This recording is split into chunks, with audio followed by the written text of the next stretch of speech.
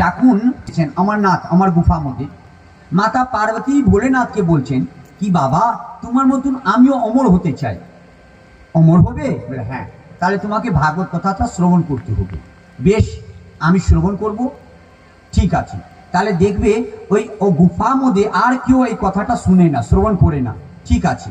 মাতা পার্বতী দেখেছে ওখানে কেউ কিছু ছিল না, কোনো প্রাণী ছিল না, তবে ওখানে একটা সুগার পাখির ডিম ছিল। যখন বাবা ভোলেনাথ এই কথাটা আরম্ভ করেছেন, ওই যে ডিম ছিল ওই ডিমে একটা শক্তি এসে গেছে, বল এসে গেছে। ওই ডিমটা কিছু দেরি পরেই ফেটে গেল, ওখান থেকে বেরিয়েছে একটা সুগা।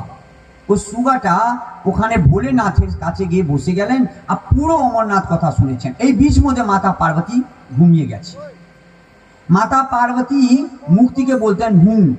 একটা কথা যখন শুনছেন তাহলে কেউ এখানে ঘুমায় না, বলুন হুম, বলুন হ্যাঁ, বলুন হ্যাঁ। ওই সুগাটা শুনে নিয়েছে, বাবা ভোলেনাথ মাতা পার্বতীকে বলেছেন হ্যাঁ বলতে। এবার ওই সুগাটা বারবার হ্যাঁ বলতো, মাতা পার্বতী এদিকে ঘুমিয়ে গেলেন কথা শুনতে শুনতে।